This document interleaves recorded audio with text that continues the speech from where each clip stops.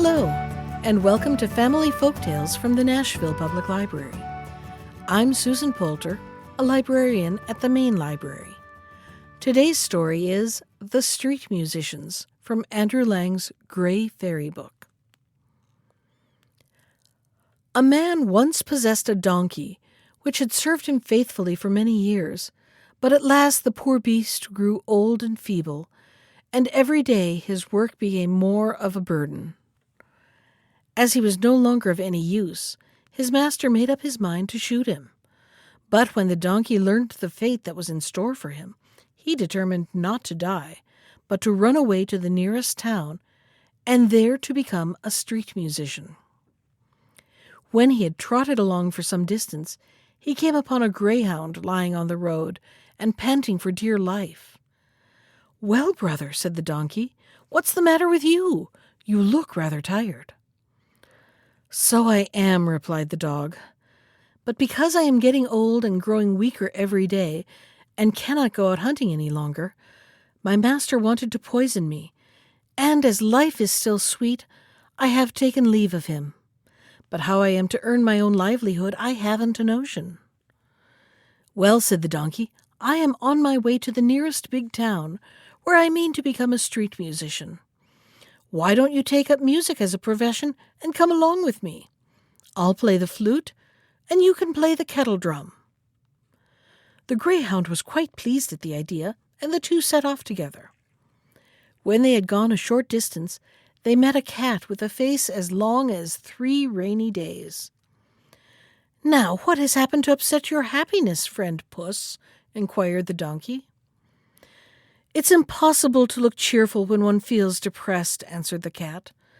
"I am well up in years now, and have lost most of my teeth. Consequently, I prefer sitting in front of the fire to catching mice, and so my old mistress wanted to drown me. I have no wish to die yet, so I ran away from her. But good advice is expensive, and I don't know where I am to go or what I am to do." "Come to the nearest big town with us," said the donkey, "and try your fortune as a street musician. I know what sweet music you make at night, so you are sure to be a success."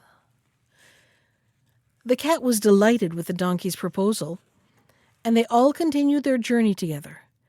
In a short time they came to the courtyard of an inn, where they found a cock crowing lustily.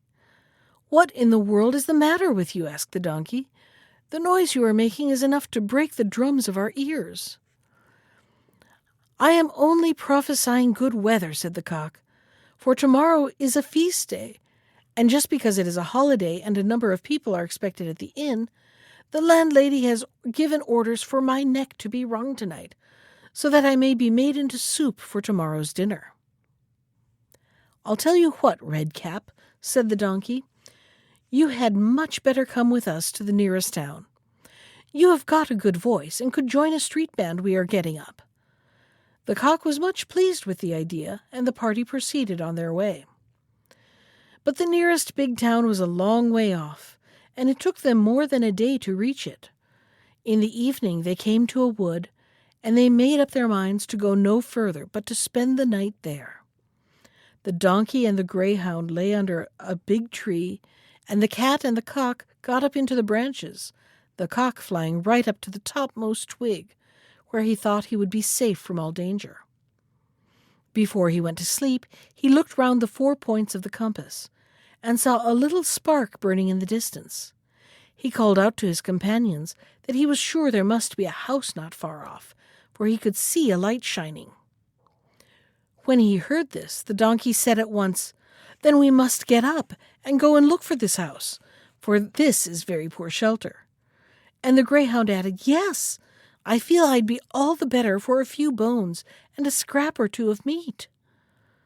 So they set out for the spot where the light was to be seen shining faintly in the distance. But the nearer they approached it, the brighter it grew, till at last they came to a brilliantly lighted house. The donkey, being the biggest of the party, went to the window and looked in.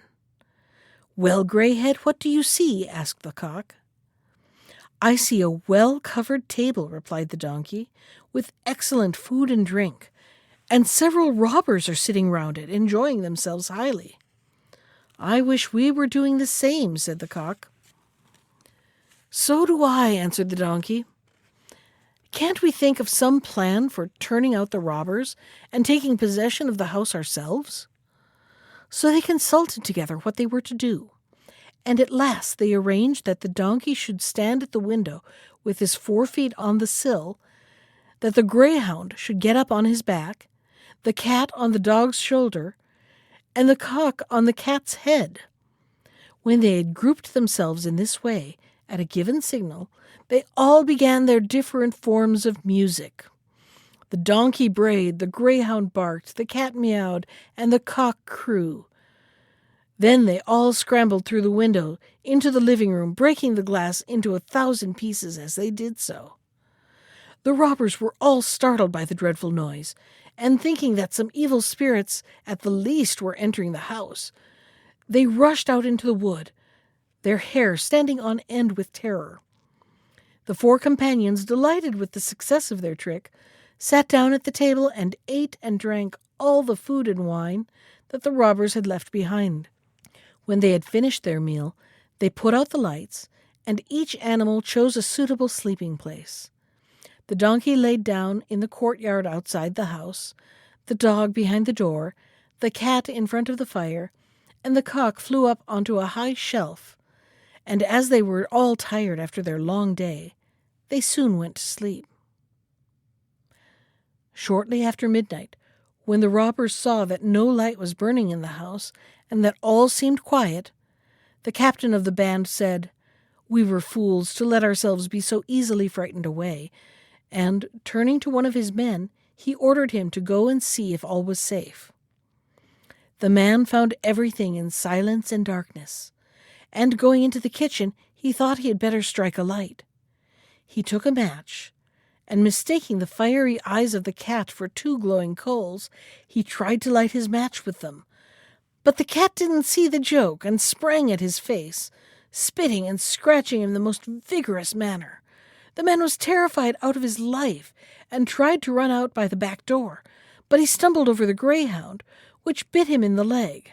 Yelling with pain, he ran across the courtyard only to receive a kick from the donkey's hind leg as he passed him. In the meantime, the cock had been roused from his slumbers, and feeling very cheerful, he called out from the shelf where he was perched, "Kikeriki, kikeriki."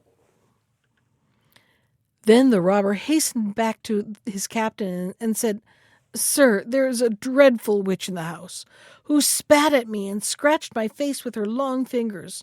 And before the door there stands a little man, a man with a long knife, who cut my leg severely. In the courtyard outside lies a black monster who fell upon me with a huge wooden club. And that is not all. Sitting on the roof is a judge, who called out, 'Bring this rascal to me.' So I fled for dear life." After this, the robbers dared not venture into the house again, and they abandoned it forever. But the 4 street musicians were so delighted with their lodgings that they determined to take up their abode in the robber's house, and for all I know, in the contrary, they may be living there to this day. That was The Street Musicians from Andrew Lang's Grey Fairy book. Special thanks to Ginger Sands for our theme music. You can find more of Ginger's music at iTunes or on her website at www.gingersands.com. And if you'd like to comment on today's story, send me an email. I can be reached at susan.poulter, that's Poulter, @nashville.gov. Thanks for listening.